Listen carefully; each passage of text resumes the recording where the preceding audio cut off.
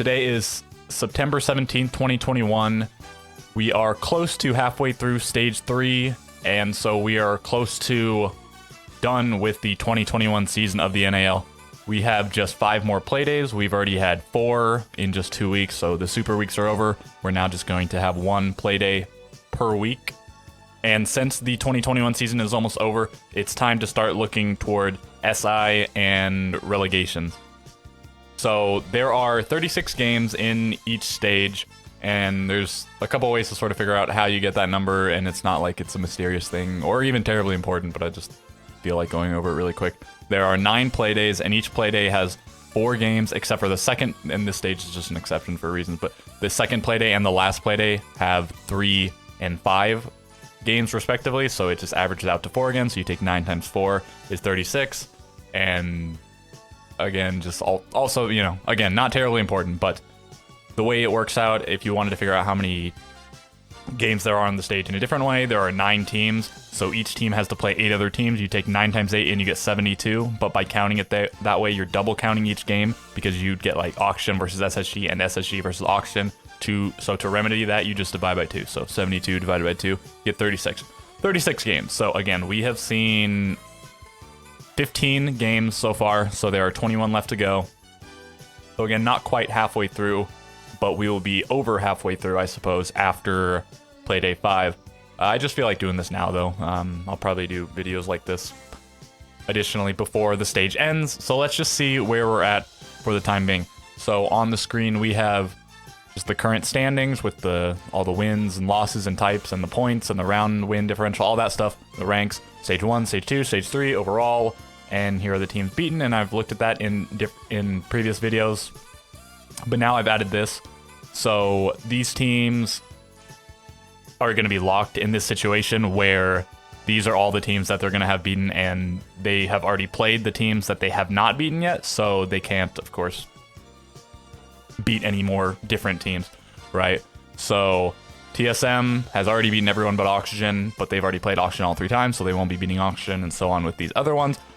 Now, the other teams, like SSG hasn't played DZ, so they still have their chance to beat them. SQ hasn't played DZ, so they have their chance to beat them, and so on.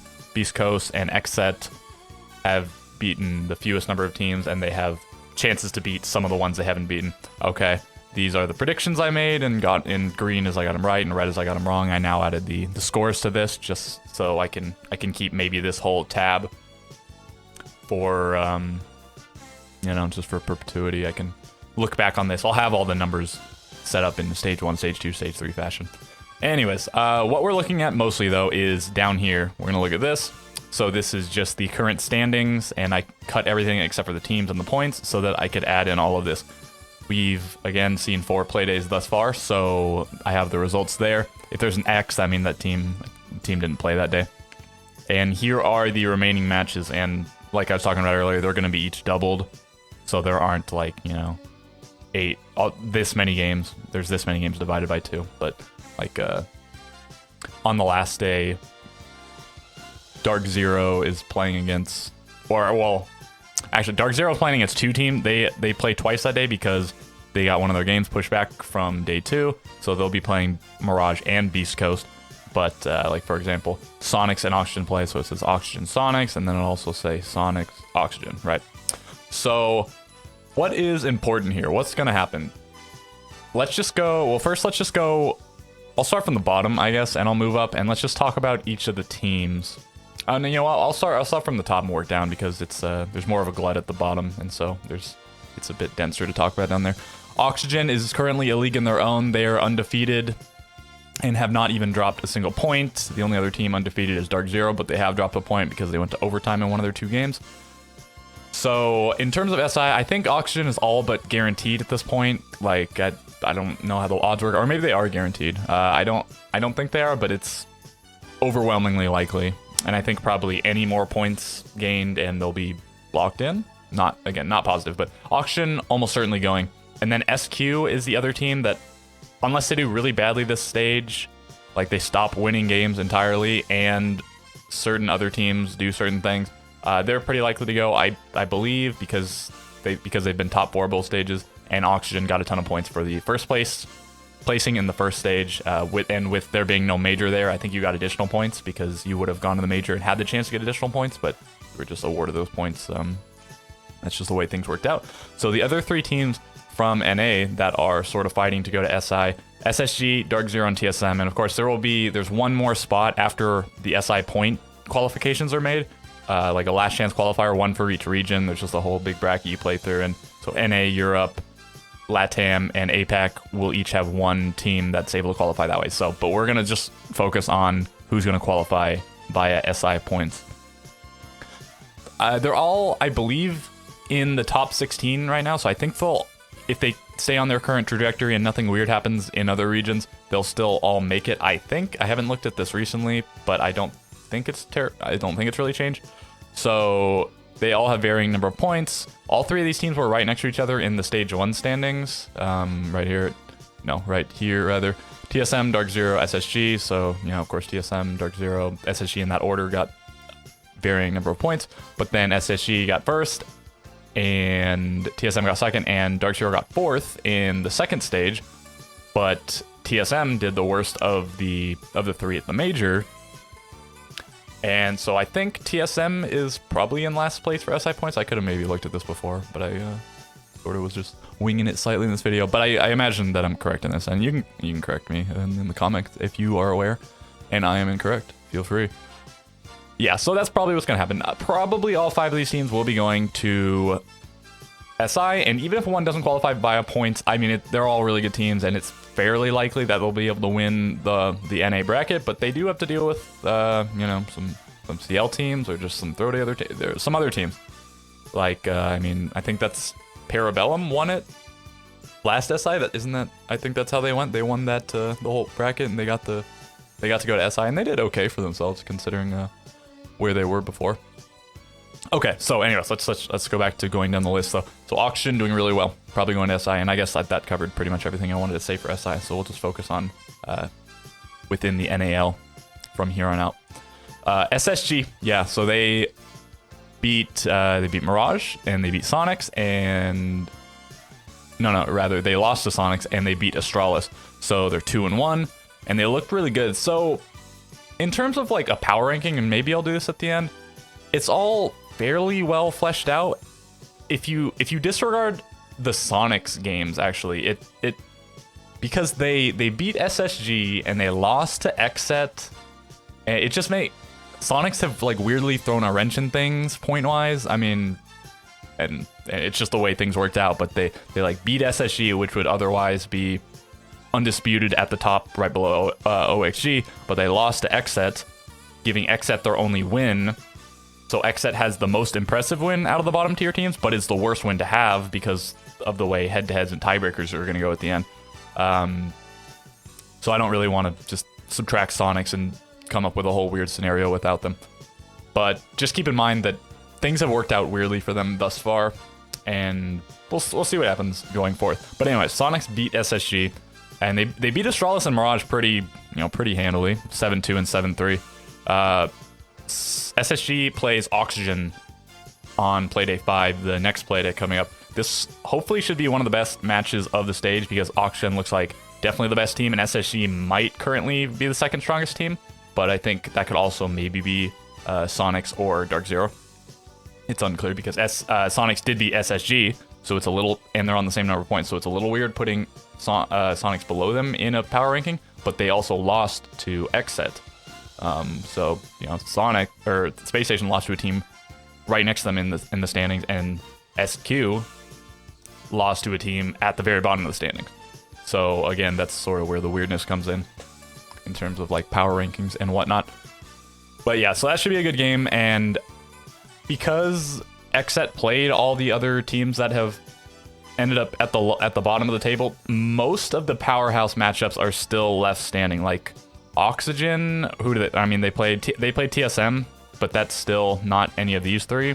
And they played Mirage, Astralis, and Beast Coast, who are all at the bottom. So it's possible Oxygen isn't as good as they've looked because they have played 3 bottom of the table teams, and then TSM seems to be the most struggling of the top table teams. So we'll have to see how they do in specifically these 3 games. And they still have, X set to play again. Yeah, X set is gonna have a rough time, and I'll talk about that more when I get down there. But yeah, SSG though. I mean, look at Auction, TSM, Dark Zero. They have 3 really tough matches coming up, and then Beast Coast X set. And I think that's how their schedule worked out last stage too. Their last 2 games were, it was what, X set and then Beast Coast, or maybe it was X set and then somebody else in the Beast Coast. But Beast Coast was the very last one, and X set was toward the end. So yeah, we'll see what happens for SSG in the middle, and then keep in mind they're likely to win these last 2. Unless they really start struggling and we see the much touted boss up that Beast Coast and Xset may or may not make. Yeah, that more or less covers Space Station. Let's move on to Sonics, who I discussed a little bit, but their next match is against Dark Zero, and this is a bit of a rivalry that's gone back quite a ways. And the org rivalry, I suppose, persists, but most of the players from these teams aren't still on the team from when the rivalry began. It was like the old Sonics when they had like 4 different players, and then maybe even this rivalry began before they picked up like Iconic and Easily, when it was just like Sleb and Gomphy and Super, and then Goddess and somebody else. I don't recall who it was way back then. But yeah, anyways, I think Dark Zero has a crazy like 8 or 11 game. I don't know however many games they've beat them every time. Dark Zero has beaten Sonics every time. So I'm gonna need to ponder on this a little bit more before I make an actual prediction about this game, but of course that'll be in the prediction video. But anyways, the only members I suppose still on the rosters from that is like on the playing roster is just Super, Eclipse, and Hyper, and now Canadians on DZ, and Sonics have their new roster, which they've played DZ a few times with that new roster, but now it's a new DZ, and they have Pambazoo, which they had last stage, and they have NJR, but now they have Canadian, who Sonics have not played against on Dark Zero. So yeah, anyways, really good game, hopefully, coming down the pipe. Then they play Beast Coast, they play TSM, Mirage, Auction. They play, so 2 of the easier matchups coming up. And then depending on where things stand at the end of the stage, and even if they're not like terribly competitive with each other at the time, like if Sonics start losing a lot of games, or alternatively if Auction start losing a lot of games and Sonics keep whatever. But it's looking like this is going to be probably one of the games of the stage. Hopefully this will have stakes to it, but there's also there's a rivalry going on there, so that should hopefully be a really good one to watch. Let's just move on to Dark Zero. I talked about their Sonics rivalry. They still play Xset and Mirage and Beast Coast, so a lot of points potentially to farm. Wait, no, not what? Hold on. They don't play Mirage. Who do they play? They already played Mirage, right? No, they play Astralis. I don't know why I had Mirage on here. They play Astralis, so I think yeah. If I said that they play Mirage on that day previously, I messed up. But still, they play Astralis, who have just as many points as Mirage, so theoretically it could be just as easy of a game as they had against Mirage, which was a 7-4. I imagine Dark Zero is just going to get stronger throughout the stage, as strong as they have looked thus far, because they are just getting more and more practice as a team on stage in official games. I'm sure they've played online scrims, and now they've probably played a decent number of in-person scrims, and now they've played 2 in-person on-stage matches with the full roster. And it seems like it's, maybe only up from here, or maybe they'll go back to their whole draw thing. But I mean, well, the draw thing worked for them last stage. It secured them 4th place, took them to the major. Nothing to complain about too much. They probably don't want the stress of going to overtime all the time. But anyways, yeah, I don't think there's too much else I want to say. Well, I'll be curious to see how this last play day plays out, if they'll be like tired once they play Beast Coast, because they play, I think, Astralis first game of the day, and then they play Beast Coast last game of the day. So I assume they won't leave the venue, or well, maybe they will for a little. I assume they won't go all the way back to their place and then all the way back to the venue, but maybe, because there could be a long time between matches. I'm not sure how they do it, but they gotta warm up, and then they play Astralis, and then they gotta cool down or whatever, and then they gotta warm up again for Beast, and then play Beast Coast. And luckily it's Beast Coast. It's not a more intensive challenge. Supposedly, theoretically, we'll see where Beast Coast is by the end of the stage. But looking at it now, yeah, I predict good things for Dark Zero in the future. And let's just talk about TSM. This is the last team before we get to that glut of 4 teams, all at 3 points. TSM, so they lost to Auction and they lost to Dark Zero. So I mean, they're losing points to these teams that they, that they might need the tiebreaker against. And I mean, you just don't want to lose points in general. They looked indomitable against Beast Coast. They destroyed them. And then they looked really good against DZ for the first half. Of course, Oregon defensive half, but still. Looked pretty good. And then attack, they just slipped up a little bit. Like they could have taken that game before it went overtime. And certainly 7-5. It looked like they were going to they got the plant down, but then they just crumbled in the post plant. So maybe it wasn't as strong as a plant as it might have looked like from the perspective of the observer. But I mean, Dark Zero also looked really good. They made the savage comeback. Maybe Canadian is keeping that strong mentality that like BC brought when he was on the roster. Maybe just having that really strong IGL is helping them, and it certainly helped them win this game. It looked like. So yeah, TSM, I suppose decidedly looks the weakest of these 5 teams. Maybe not decidedly, but I think so. Thus far, and yeah, they're on the fewest number of points, and they lost the most times of these teams. So. You know, not the most impressive speculation. Now, let's talk about the bottom 4 teams, and let's talk about relegation, which is looming. One of these teams is going to be in the relegation position, and still, as far as I know, they're able to fight for their spot in relegation, so nobody's getting auto-relegated, I believe. And, I mean, it really looks like XSET. They have to beat somebody on points, and they only need to beat one team on points. That's all they got to do. They got to get 8th. But it's made more difficult by the fact that they have lost to all 3 of these teams. So not only do they have losing head-to-head matchups, so if they tie on points with any of these teams for the bottom spot, they will lose. They will be the 9th place team because head-to-head is the most important thing after points. And then... And not to mention that by having played all these teams, regardless of if they won or lost, that means they have to still play the most good teams out of anybody. So, right, they have to play Dark Zero, Oxygen, TSM, and SSG. And if maybe TSM looked the worst, like I was saying, of these 5 teams, but the team that maybe looked the second worst of the 5 was Sonics. So they still have to play potential, theoretical, whatever. What might be the top 3 teams in the league at the moment: Oxygen, Space Station, and Dark Zero.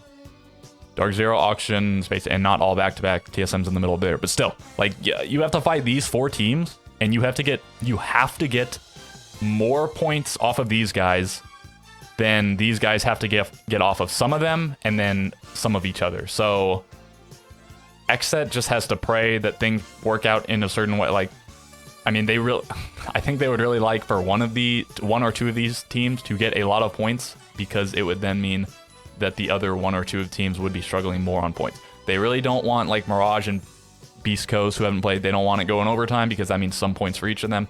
They want just no points for Mirage, or no points for Astralis, or no points for Beast Coast, because the bigger of a drought they're in, one of these teams is in, the bigger of an opportunity XSET has to strictly surpass them. So at the moment, it's looking like it's going to be an XSET XSET relegation match. But we did, and I'd be very, very concerned for them if they hadn't looked. They looked good in their Sonics match. Like, how did they beat Sonics 7-3? But then they lose to Astralis and Mirage on that same map, and they lost to Beast Coast just handily. And this was the first game. The first week, they looked like they were having issues. They brought in 2 new players, which is more than anyone else besides Beast Coast, and they lost to Beast Coast. But for various reasons, Beast Coast might have adapted to that new squad a little bit more quickly. Yeah, so man, they really needed to win this game, or at least go overtime or something. That would have been really good. But now they have a bye, so they have after this game ended, they had 2 weeks roughly to prepare for this string of games, and this is going to determine their fate. And look, I imagine that if they lose, I mean, the players on that roster, NVK just came back, and if he comes, this legendary player from the past, if he comes back and gets relegated immediately, that's not going to be too good. And there's some like negative sentiments towards some of the other players on that roster. Prod just made it up here. He's going to get relegated right back. I mean, that'd suck. Creators has been on multiple struggling teams. He was on Tempo, which if the things hadn't panned out like they did, he might have still been the team that got relegated. And and then he gets picked up by Xset, and then they're bottom of the table again. And yeah, so, and we'll see. Mirage and Astralis have both been, in stage 1 they're both top 4 teams, and then the last stage Astralis just missed out on top 4, and Mirage struggled a little bit. Okay, and I think that pretty well covers all I wanted to talk about in this video. I think this video is long enough, and I'll maybe do a power ranking separately, and maybe I'll wait until after the next play day. I don't know, we'll see. I'm trying to now do 1 video every day, so maybe, and there's tons of like Siege things I could just talk about, but if I'm just trying to strictly talk about NAL stuff, so not only just Pro Siege but strictly NAL stuff, which I like to talk about more than anything else, then power rankings are just an easy one to do. Maybe I'll do like slightly deeper analyses on specific teams, but I mean, if you watch this far, let me know what you want to see in the future, because certainly if you've watched 21 minutes into me looking at this spreadsheet, then you must be pretty interested in the stuff I'm talking about. 2, if you haven't, yeah, I hate to be that guy, but you know, maybe give me that like, give me that sub, you know. Yeah, I mean, that'd be cool. It's really cool seeing just the subscriber numbers going up, because it means that I know that people are interested in this very niche content, because it is not only Rainbow Six Siege, but it is professional Rainbow Six Siege, but it's not only professional Rainbow Six Siege, it is specifically North American Rainbow Six Siege, and it is fairly dry because I am just talking at a spreadsheet. So with all of that said, comment below if you have something to say to me, if you disagree with something I said, if you want to see something in the future, etc. And yeah, I suppose that does it. So I'll be back with other stuff, but certainly predictions and recaps to come. And that's going to do it.